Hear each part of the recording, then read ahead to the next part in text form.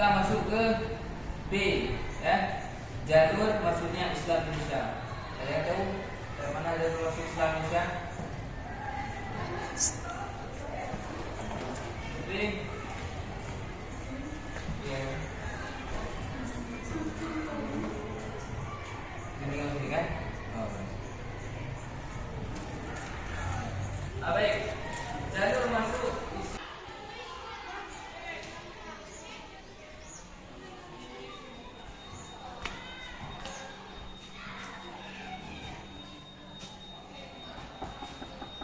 Assalamualaikum. Waalaikumsalam.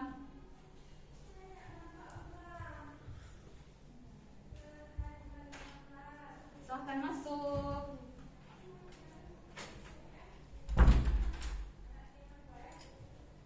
Silahkan duduk.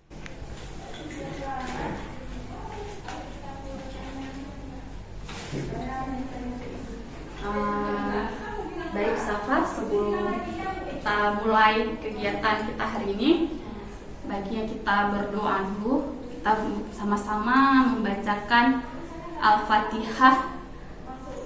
Kita sama-sama baca Al-Fatihah di dalam Fatihah. Berdoa dimulai.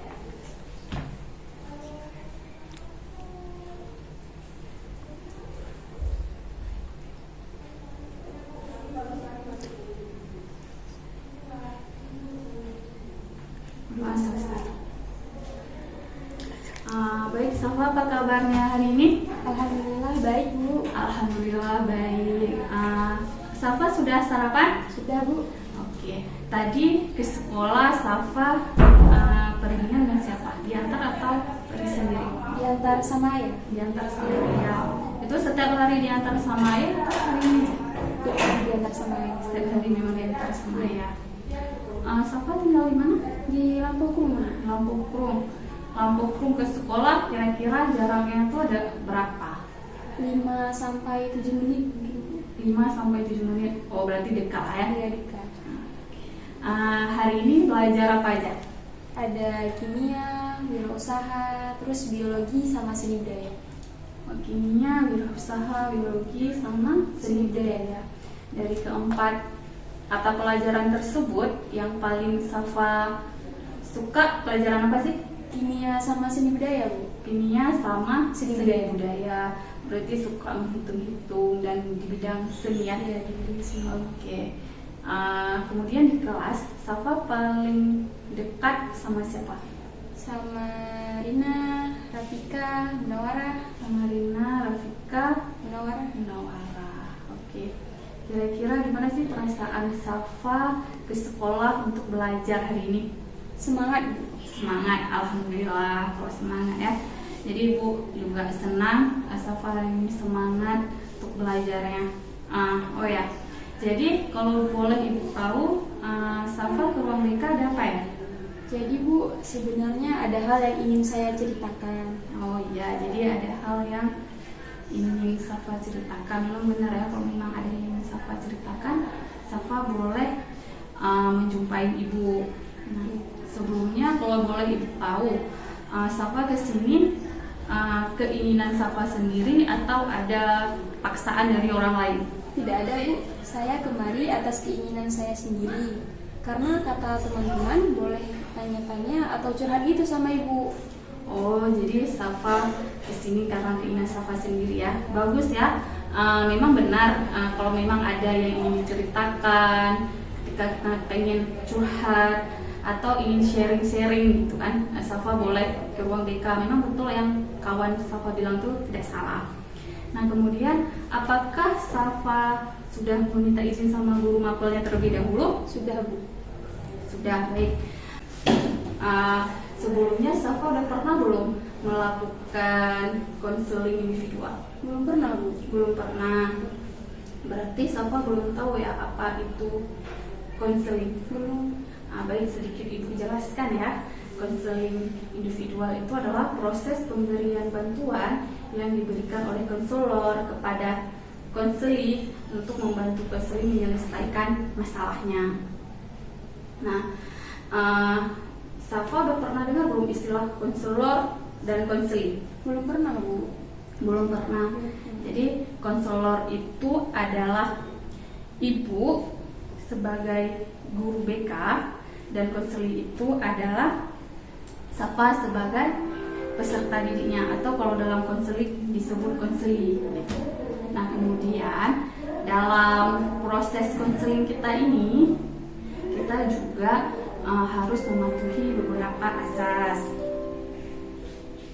Yang pertama ada azas kerahasiaan, azas keterbukaan, dan azas kesukarelaan.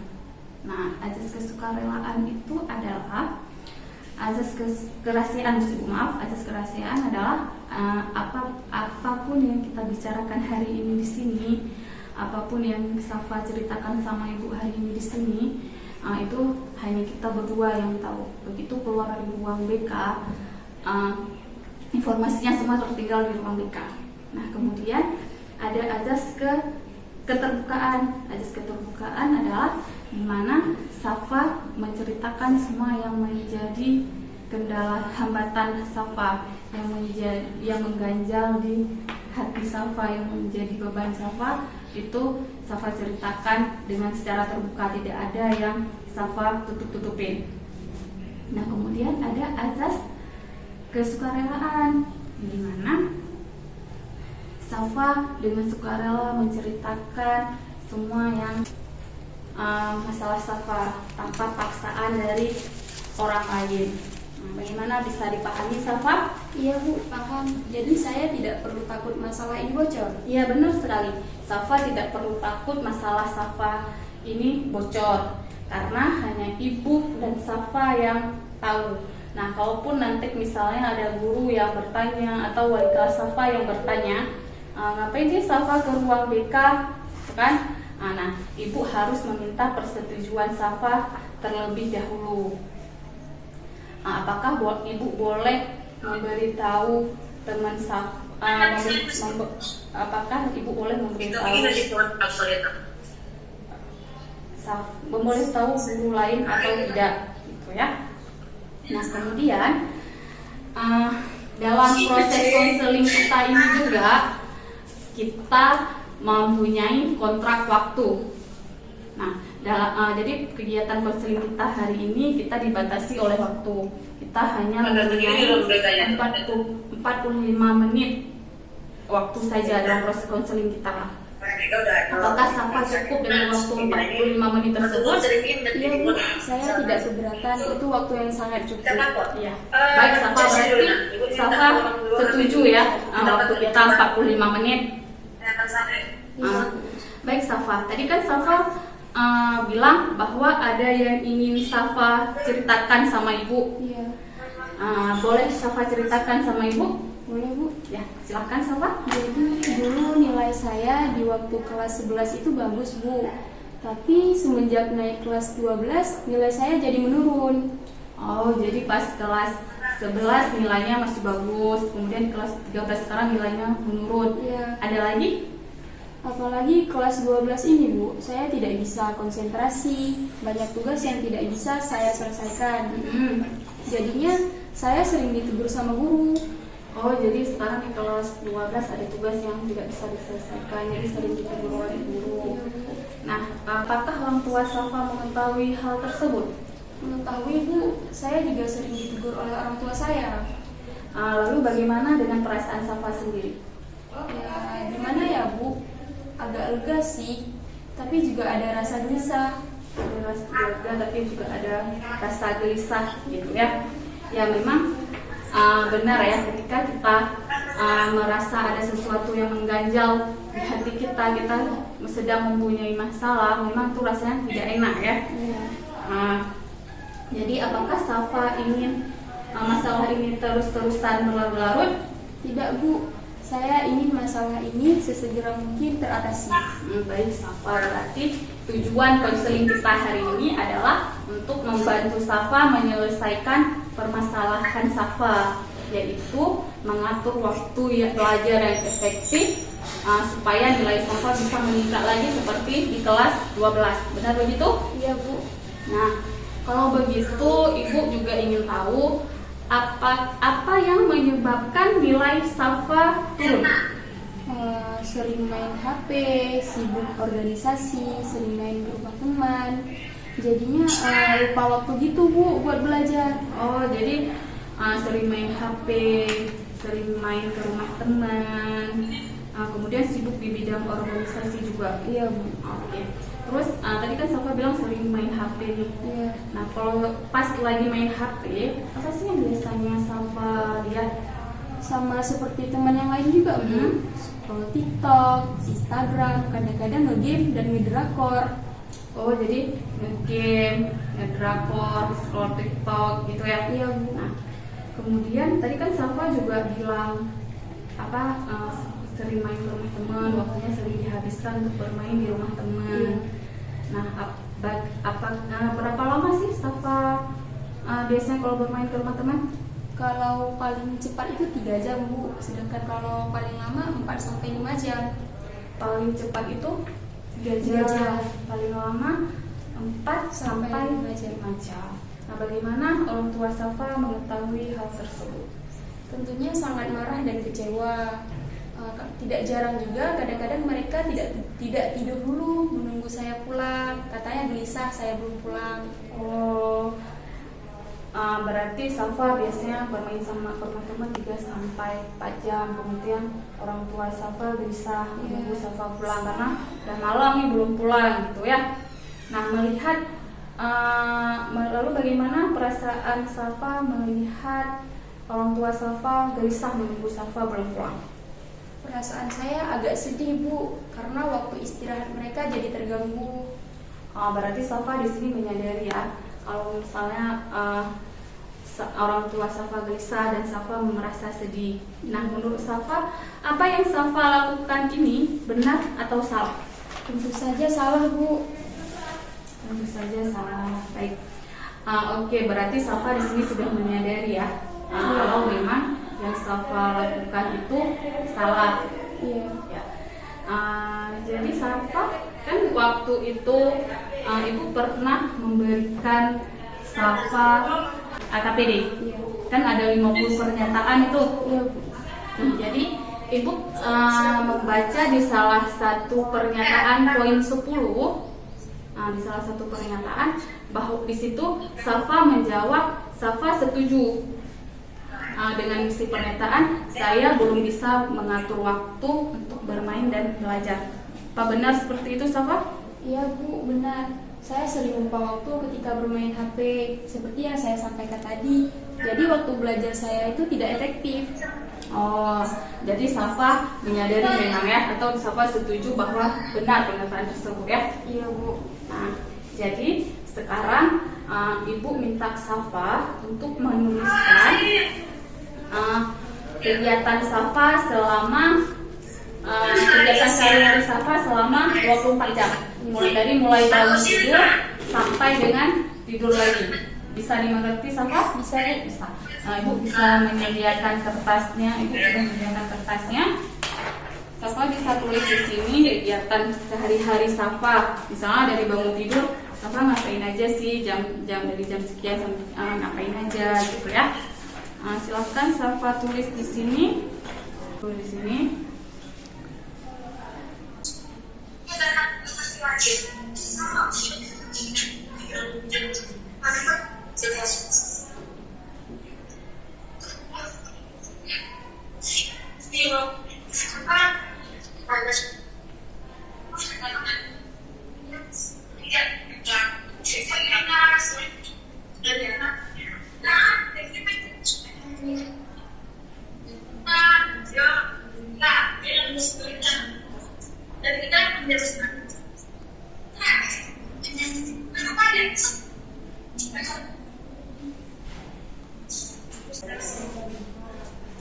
Sudah Bu.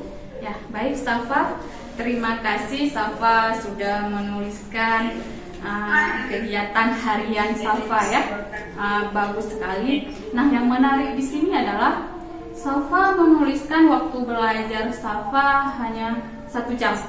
Nah, menurut Safa, apakah cukup waktu belajar itu hanya 1 jam? Enggak Bu, apalagi kelas 12 ini materinya banyak, tugasnya juga sulit. Jadi waktu belajar 1 jam itu tidak cukup. Lalu bagaimana dengan tugas-tugas Safa? Cukup sulit Bu tugasnya. Sulit. Lalu bagaimana dengan respon guru? Saya sering ditegur oleh guru. Kadang tugasnya terselesaikan dengan baik, kadang juga tidak terselesaikan. Berarti Safa sering ditegur oleh guru karena tugas Safa kadang terselesaikan, kadang tidak. Baik, di sini bagus sekali ya, Safa sudah menuliskan kegiatan harian Safa, gitu ya, kegiatan harian Safa. Nah, sekarang Ibu mau tanya nih sama Safa. Tadi kan Safa sudah menuliskan kegiatan harian Safa. Iya Bu.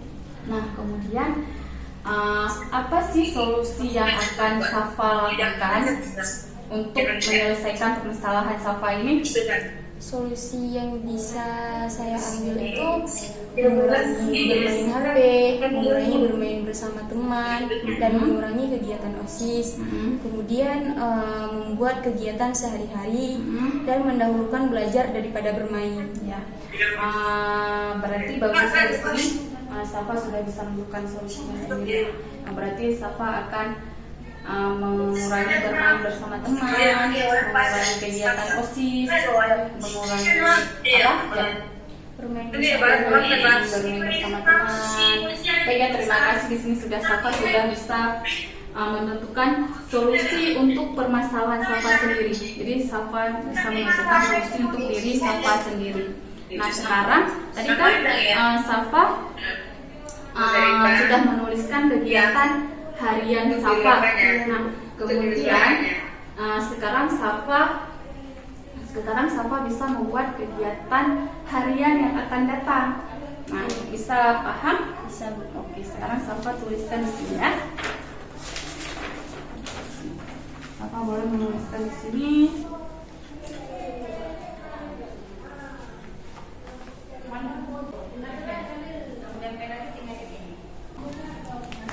Sudah Bu. Sudah, baik, Ibu bacakan dulu ya Safa. Bagus ya, di sini Safa sudah bisa mengatur waktunya ya. Jadi waktu mainnya juga sudah dikurangin. Kemudian waktu belajarnya juga sudah bertambah. Kemudian waktu untuk kegiatan OSISnya juga sudah dikurangi, disesuaikan dengan jadwal belajarnya ya. Ya, bagus sekali Safa, Ibu bangga. Safa sudah bisa menentukan solusinya sendiri tadi. Kemudian Safa sudah bisa membuat jadwal kegiatan Safa ke depan. Ya, Ibu bangga sekali. Baik Safa, sebelum kita lanjut ke tahap selanjutnya, Ibu akan menayangkan sebuah video. Apakah Safa ingin menontonnya? Boleh Bu. Ya, baik, kita sama-sama menonton video ya sekarang. Silahkan Safa menonton. Adalah sumber daya yang sangat berharga. Baik. Waktu adalah sumber daya yang sangat berharga. Time is money. Waktu adalah uang. Kalau aktivitas hidup kita dibagi ke dalam 3 kelompok: kerja atau belajar, berteman, dan tidur. Karena kita cuma punya 24 jam sehari, bakal sulit banget buat kita bisa melakukan ketiganya secara maksimal. Misalnya, kita pilih belajar dan main sama teman-teman. Ya, jadinya waktu tidur kita itu akan kurang. Dan sebaliknya, kalau kita lebih pilih belajar dan tidur cukup, mau gak mau, jadinya kita harus mengorbankan waktu main kita sama teman-teman. Nah, hal ini terjadi karena waktu itu terbatas. Makanya, waktu itu sangat berharga. Gitu juga sama tenaga kita. Kita butuh istirahat kan? Jadi ya sulit kalau kita mau melakukan semua aktivitas dalam 1 hari. Kecuali mungkin kamu punya waktu yang lebih dari 24 jam sehari. Nah, di episode kali ini kita bakal bahas tentang cara mengatur waktu menggunakan sistem pengelolaan waktu. Sistem pengelolaan waktu akan membantu kita dalam penggunaan waktu supaya jadi seefektif mungkin dan gak bingung lagi kegiatan mana yang emang harus kita lakuin duluan. Harus punya sistem untuk mengatur waktu kita. Alasan pertamanya adalah karena waktu itu terbatas. Padahal yang harus dan mau kita kerjain itu ada banyak. Kita harus kerja atau belajar, ke sekolah, ngerjain PR, tapi kita juga perlu sosialisasi, cari teman, terus kita harus makan, olahraga, gak lupa juga melakukan sesuatu yang jadi hobi kita. Terus kita juga butuh istirahat, karena tidur itu penting, biar kita punya energi untuk beraktivitas lagi di esok harinya. Dan alasan kedua, selain waktu, ada lagi nih yang terbatas, yaitu tenaga. Tenaga kita juga terbatas. Bayangin kalau kita itu seperti sebuah HP. HP ini punya baterai kan? Misalnya bangun pagi nih, baterai kita masih 100%. Terus kita pergi ke sekolah. Pas pulang, tenaga kita berkurang jadi tinggal 60%. Kalau habis itu kita ikutan ekskul paskibra, tenaga kita pasti berkurang lagi. Jadi tinggal 20% gitu.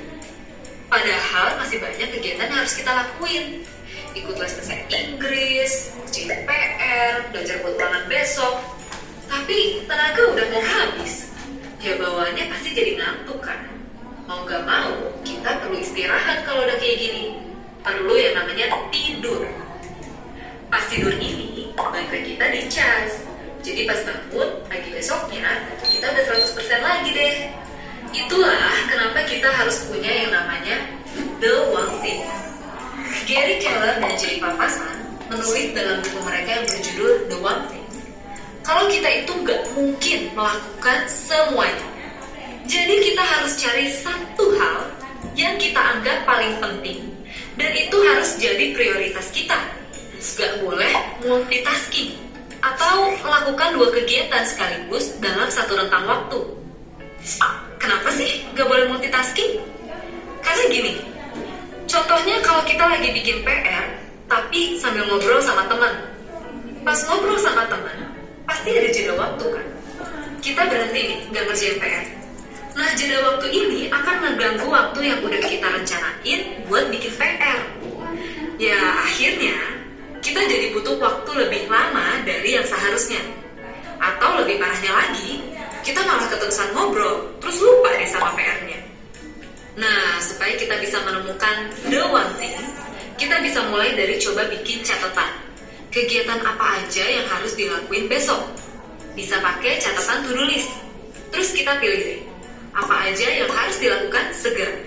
Selain itu, buat nentuin prioritas, kita juga bisa ikutin cara yang ada di buku 7 Habits of Highly Effective People, yaitu dengan mengelompokkan apa aja yang mau kita lakukan ke dalam 4 kategori, tergantung seberapa penting dan seberapa darurat. Setiap kategori ini selanjutnya kita sebut juga sebagai kuadran. Kuadran 1 adalah untuk aktivitas yang penting dan darurat. Aktivitas ini harus dikerjakan sekarang juga dan jadi prioritas. Misalnya ngerjain tugas atau belajar buat ujian. Bersosialisasi dengan teman dan olahraga masuk ke dalam kuadran 2 ini. Karena emang dua-duanya penting kan? Manusia itu butuh teman dan butuh juga olahraga biar kita tetap sehat. Tapi karena nggak darurat, nggak harus dilakukan sekarang juga. Kuadran 2 ini bisa kita eksekusi setelah urusan yang ada di kuadran 1 selesai. Kuadran 3 adalah kebalikan dari kuadran 2. Darurat, tapi sebenarnya nggak penting. Misalnya kayak telepon dari orang tua atau ada teman kirim WA nanyain tugas. 2 hal ini rasanya harus banget kan kita jawab saat itu juga. Tapi sebenarnya nggak penting-penting amat sih. Dan malahan bisa ngalihin perhatian kita dari kuadran 1. Kalau tiba-tiba ada yang nelpon atau kirim pesan untuk kita lagi sibuk ngerjain tugas, sebaiknya ditunda dulu jawabnya. Atau bisa juga kita jawab, sorry nih, lagi sibuk, bisa jawab, kapan lagi ya nanti. Terakhir, kuadran 4 adalah untuk hal yang gak penting dan gak darurat juga, kayak main game atau buka-buka medsos. Kuadran ini disebut juga sebagai time waster atau pembuang-buang waktu. Nah, keempat kuadran ini bisa banget jadi alat bantu kita buat nentuin hal apa aja atau aktivitas apa aja yang bakalan jadi prioritas kita.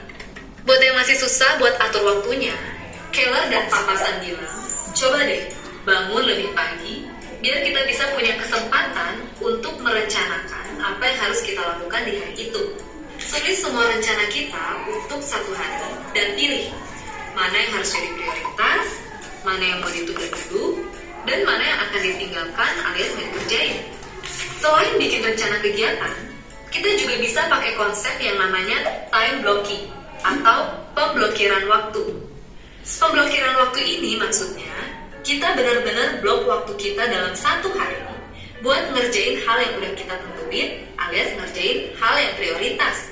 Jadi kalau kita punya PR atau tugas yang belum selesai dan ada hari libur, kita bisa blok satu hari libur itu khusus buat beresin PR atau tugas kita tadi. Begitu prioritas kita udah selesai, besoknya kita bisa punya kesempatan buat ngelakuin urusan lain yang ada di kuadran 2, main sama teman atau olahraga. Jadi gimana? Udah siap buat belajar untuk ngatur waktu? Supaya kita bisa manfaatin waktu dengan lebih baik dan optimal. Safa, dari hasil video tadi, apa sih yang bisa dari hasil video tadi itu yang kita nonton, apa yang bisa Safa dapatkan? Saya harus pandai mengatur waktu karena waktu yang saya miliki itu hanya 24 jam. Kemudian membuat prioritas yang paling utama, mana yang harus diutamakan agar waktu tidak terbuang sia-sia. Ya, bagus sekali ya Safa, berarti Safa bisa memahami isi dari video yang kita tonton tadi. Nah, tadi kan Safa juga sudah menuliskan kegiatan harian Safa, kemudian Safa juga sudah menuliskan kegiatan harian yang akan datang. Nah, kemudian Safa juga sudah bisa menentukan solusi untuk permasalahan Safa sendiri. Nah, sekarang Ibu akan memberikan Safa kontrak perilaku. Nah, kontrak perilaku itu adalah untuk melihat apakah Safa konsisten dalam menjalankan solusi yang sudah Safa tetapkan tadi, untuk supaya bisa membantu Safa menyelesaikan permasalahan Safa tadi, yaitu mengatur waktu yang efektif untuk belajar supaya nilai Safa lebih meningkat lagi. Ya. Ibu akan memberikan lembaran kontrak perilaku. Di sini Safa bisa menuliskan, jadi kontrak perilaku kita berlaku dimulai dari tanggal 16 November sampai dengan tanggal 16 Desember 2023. Nah, kemudian Safa kan di sini Safa tuliskan kegiatan hari agenda yang tadi Safa tuliskan yang akan datang. Nah, kemudian apabila Safa bisa menjalankan jadwal yang telah Safa tuliskan dengan baik, maka reward apa yang akan Safa berikan untuk diri Safa sendiri. Nah, kemudian apabila Safa tidak bisa menjalankannya sesuai yang tadi Safa tuliskan, apa konsekuensi yang akan Safa dapatkan? Bisa dimengerti? Bisa, Bu. Nah, kemudian nanti Ibu akan menandatanganinya di sini, Safa juga akan menandatanganinya di sini. Nah, silahkan ditulis Safa.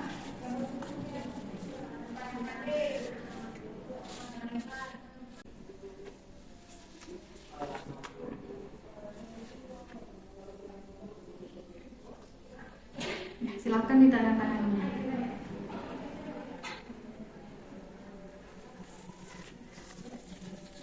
Baik, terima kasih Safa. Silakan tanda tangan di sini satu lagi.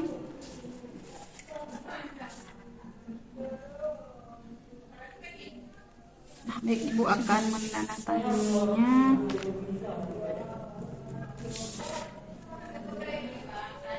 Nah, baik Safa bisa membacakan kontrak perilaku yang sudah kita buat. Silakan dibacakan.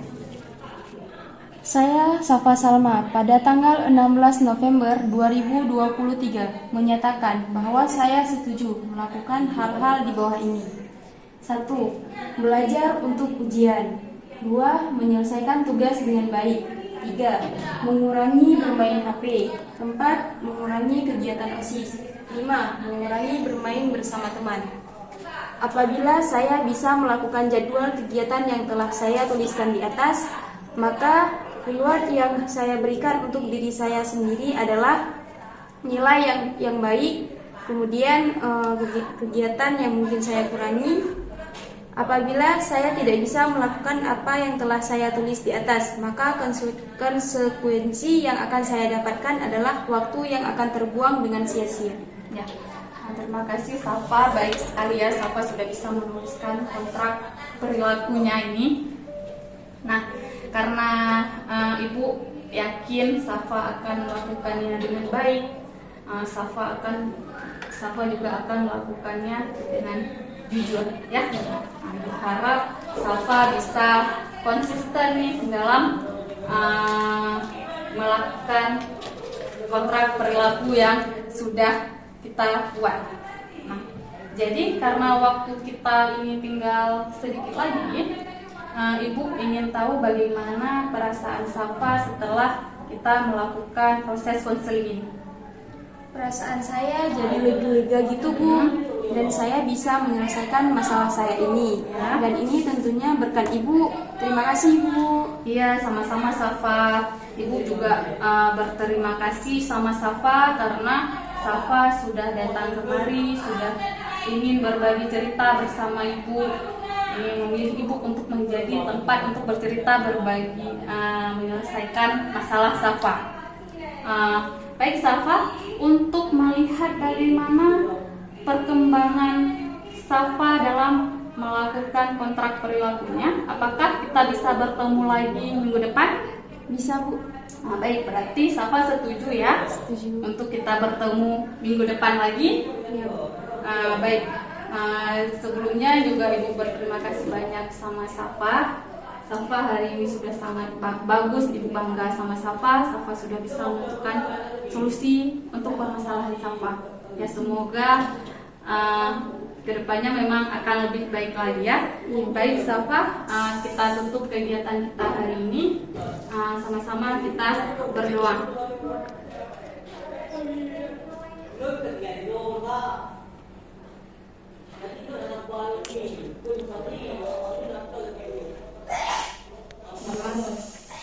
Baik Safa, sebelum Safa keluar, maaf tadi Ibu lupa, Safa boleh menulis buku tamu terlebih dahulu.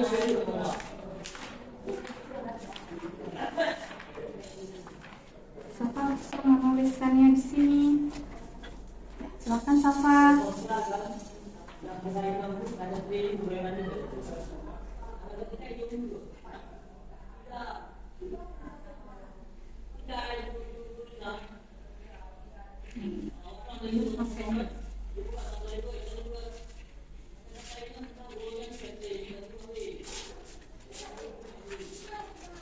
Baik Safa, terima kasih. Nanti kita bertemu minggu depan. Kita akan atur jadwalnya lagi, hari apa dan jam berapa. Jadi sekarang pelajaran apa kalau Ibu boleh tahu? Pelajaran wirausaha. Pelajaran wirausaha bersama Ibu Fauzani. Bu Fauzani. Baik, semangat belajarnya hari ini. Tetap semangat dan kelas 12. Semoga kedepannya akan lebih baik lagi. Semua masa depannya ditentukan dengan usaha kita hari ini. Baik Safa, silahkan kembali di kelas. Sekali lagi Ibu ucapkan terima kasih. Silahkan kembali ke kelas. Hati-hati Safa. Iya Bu.